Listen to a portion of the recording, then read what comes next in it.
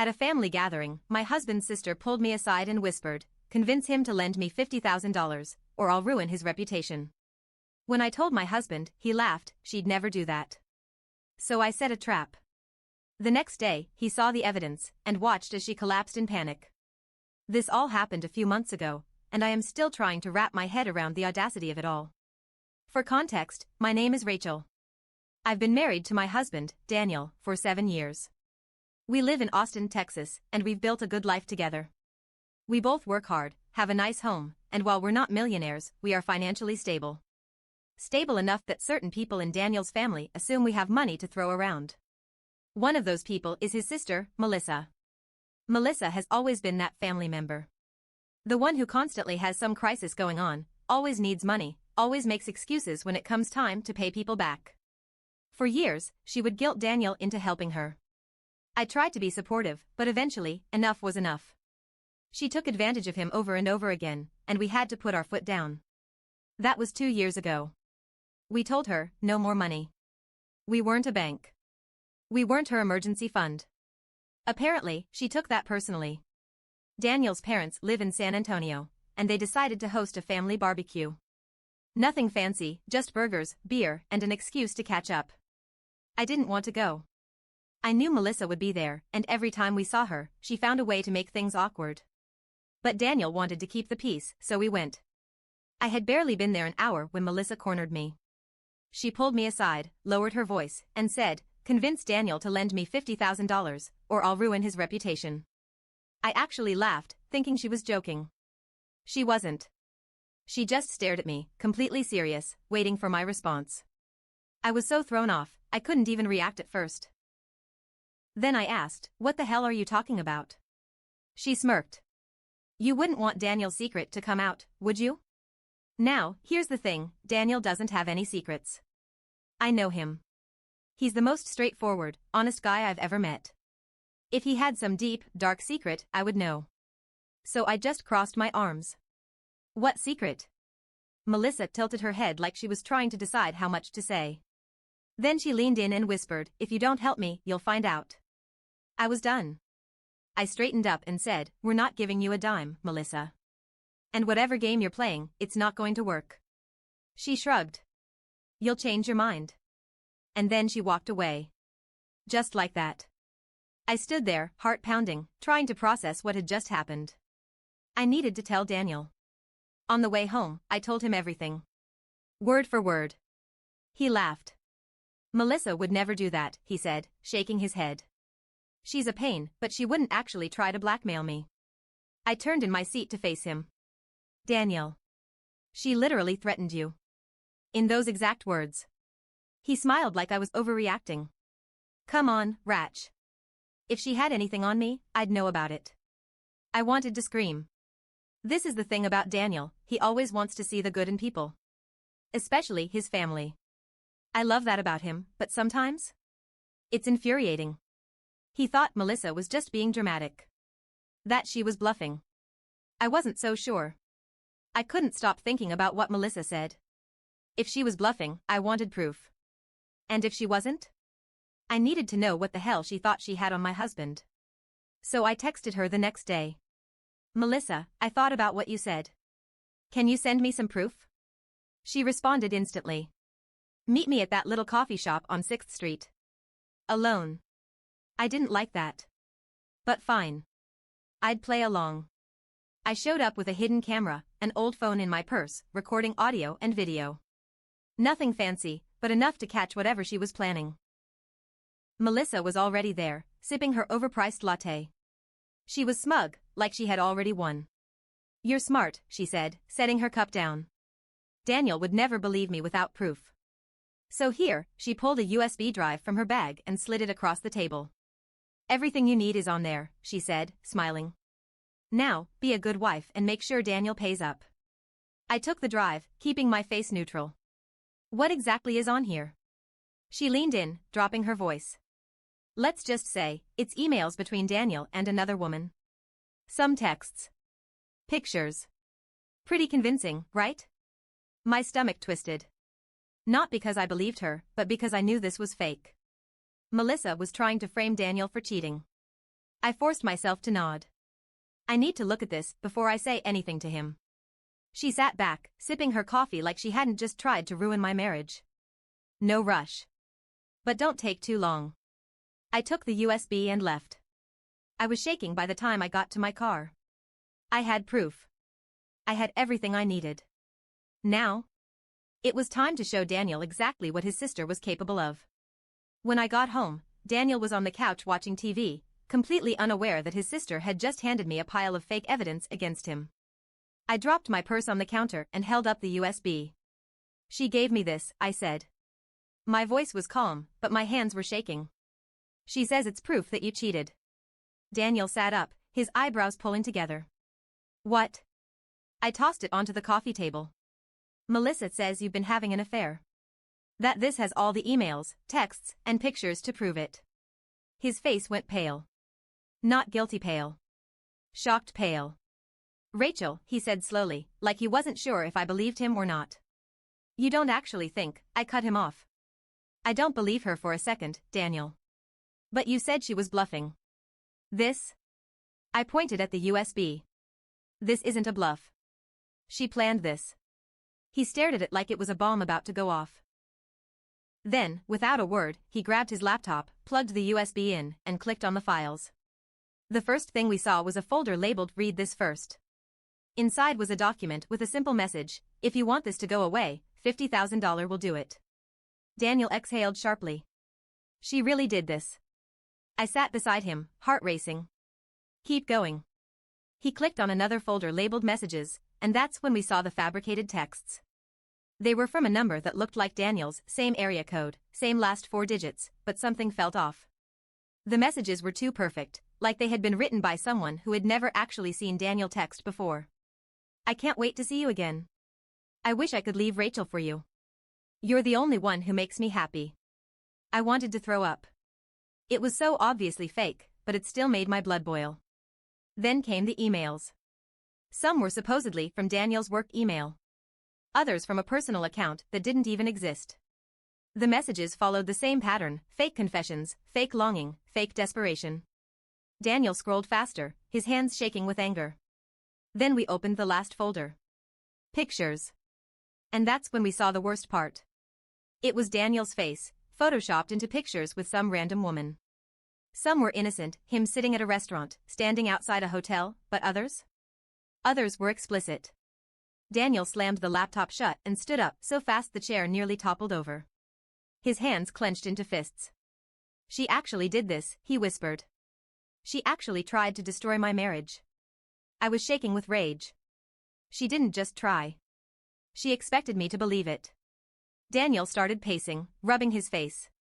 How the hell did she even get those pictures of me? That's when it hit me. She stole them, I said. Off your social media. Off mine. She found random pictures of you and edited them. Daniel ran a hand through his hair. This is insane. I nodded. And now we have to decide what to do. Before we could even process our next move, Daniel's phone rang. It was his mother. The moment he answered, I could hear her panicked voice through the speaker. Daniel, thank God. You need to come over. It's Melissa, she's saying all these crazy things about you, about Rachel. She's crying, saying you two are threatening her? My mouth dropped open. Daniel's face went red. What? We haven't even spoken to her. She called us an hour ago, his mom continued. She's saying you hacked into her accounts, that you tried to ruin her life, that you're trying to frame her for something. Daniel, what the hell is going on? I couldn't believe it. Melissa knew we had the proof, and instead of backing down, she was flipping the script. Daniel was seething. Mom, listen to me, Melissa is lying. She just tried to blackmail us for 50 grand. There was a long silence. Then his mother said, quietly, you need to come here. Right now. Daniel hung up and looked at me. She's getting ahead of this. I nodded, grabbing my coat. We weren't letting her rewrite the story. It was time to end this. The drive to Daniel's parents' house was dead silent. I could feel the anger rolling off of him. His jaw was clenched so tightly that I thought he might crack a tooth. His hands gripped the steering wheel like he was imagining it was Melissa's neck. I, on the other hand, was stuck between rage and disbelief. I had expected Melissa to panic when she realized we had proof. Maybe beg. Maybe cry. But instead? She was doubling down. Flipping the story. Telling Daniel's parents that we were the villains. I checked my phone. 10 missed calls from Melissa. I ignored them. When we pulled into the driveway, I could already see that something was wrong. Melissa's car was there. And so was a police cruiser. I froze. Daniel's knuckles went white on the steering wheel. No. No, she did not. I swallowed hard. She called the cops. We barely made it up the steps before the door swung open. Melissa stood in the entryway, looking shaken and small, like some kind of terrified victim. Behind her, Daniel's parents stood, looking equally confused and alarmed. And in the living room? A police officer. The moment Daniel stepped inside, Melissa pointed at him, voice shaking. There he is. That's him. He's been threatening me. The officer, a middle-aged guy with tired eyes, looked between us. Sir, can you step over here? Daniel's face was blank. He didn't move. Melissa kept going, fake tears streaming down her face. He hacked my accounts. He stole my private pictures. He's trying to ruin my life because I wouldn't give him money. My stomach dropped. She was trying to turn this into a revenge porn case. I opened my mouth to speak, but before I could, the officer turned to Daniel. Sir, do you have any devices on you? A phone, a laptop? Daniel exhaled sharply. Yeah. My phone is in my pocket. I'm gonna need to hold on to that for now. I snapped. Are you kidding me? She's lying. We have proof that she was the one trying to blackmail us. The officer held up a hand. Ma'am, I just need to. No, I cut in. You don't get to treat my husband like a criminal because his sister is a manipulative liar. Daniel's mom gasped. His dad, who had been quiet this whole time, finally spoke. Melissa, what the hell is going on? Melissa burst into full sobs. I was scared, Dad. I didn't know what else to do. Daniel has all these pictures of me, he hacked my accounts, I just didn't want him to ruin my life. The officer frowned. Miss, do you have proof of this? Melissa hiccuped. I deleted my accounts because I was so scared. But I have a text. She pulled out her phone and held it up. Look. He texted me this morning saying he was going to destroy me if I didn't give him money. The officer took the phone and read the message. Daniel didn't even look at it. It's fake. The officer's gaze flicked up. Sir, do you have proof of that? And that's when I smiled. Because yes. Yes, we did. I pulled out my phone and clicked on the voice recording from the coffee shop. I turned the volume all the way up and hit play. And then, right there, in front of the cop, Daniel's parents, and Melissa herself, we all heard her say it. Convince Daniel to lend me $50,000, or I'll ruin his reputation. The room went silent. Melissa's face drained of color. Daniel's mother covered her mouth. His father took a step back like he had just realized his daughter was a stranger. And the officer? He paused the recording and looked at Melissa. Miss, do you want to explain this? Melissa collapsed onto the couch, shaking. Nothing. No words. No excuse. She had lost. Daniel let out a bitter laugh. Yeah. That's what I thought. The officer sighed and rubbed his temples. Well. This just became a different conversation. I folded my arms. So what happens now? He looked at Melissa. Ma'am, at the very least, this is attempted fraud. And if they want to press charges, it could go a lot further. Melissa let out a choked sob. Daniel's parents looked horrified. Daniel looked exhausted. And me? I wasn't done yet. Because Melissa had one more lesson to learn.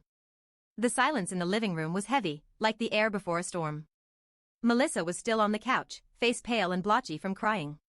The officer looked tired, Daniel's parents looked wrecked, and Daniel, he looked like a man who had finally seen his sister for what she really was. But I wasn't done yet. I took a step forward. Melissa, why? She blinked up at me, her lip trembling. Why go this far? The fake texts, the photos, the police? What the hell is wrong with you? She shook her head, eyes darting to Daniel, to her parents, then to the officer, like she was searching for someone to save her. No one spoke. No one moved. And then, Melissa cracked. I needed the money, she whispered. I scoffed. So you tried to destroy your own brother's life? She covered her face. I didn't think it would go this far. I thought if I scared you, you'd pay me off. Daniel let out a humorless laugh. Scared us? You tried to make my wife think I was cheating. You tried to turn my own parents against me. And when that didn't work, you called the cops on me? Do you even realize what you've done?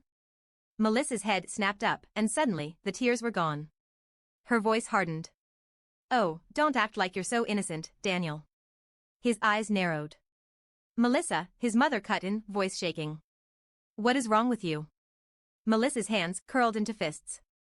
You all want to act like I'm some monster, but let's not forget, I'm the one who always got left behind. I was the one struggling while Daniel got everything. Daniel's father, who had been silent this whole time, finally spoke. That's not true. Melissa let out a bitter laugh. It's not? Daniel got the best schools. The best job. The house. The perfect marriage. And what did I get? A lifetime of being the family failure. And then, when I finally needed help, you all just threw me away. Her voice cracked at the end, but I didn't feel sympathy. Not after what she had done. Daniel stared at her like she was a stranger. We didn't throw you away, Melissa. We gave you chances. Over and over again. And you took advantage of every single one of them. Melissa shook her head, tears slipping down her face. You don't get it.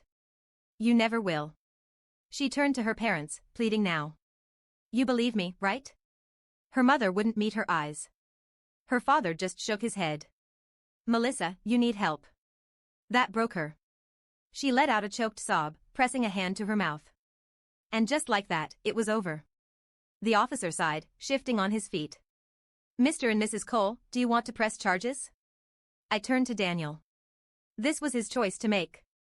He stared at his sister for a long moment. Then he exhaled, long and slow. No, he said finally. I just want her out of our lives. Melissa stormed out without another word. Daniel's parents apologized over and over, but Daniel wasn't ready to hear it. He just nodded, hugged his mom, shook his dad's hand, and said, we need some space. And then we left. We didn't hear from Melissa again. She moved out of Texas a few weeks later. From what we heard, she burned through whatever money she had left, hopped from one failed scheme to another, and eventually disappeared off social media. Daniel's parents tried to reach out to her. She ignored them. As for us? It took weeks to process everything. Daniel had moments where he felt guilty, like he should have done more, seen the warning signs earlier. But at the end of the day, we both knew the truth, Melissa had made her own choices. And now, she had to live with them.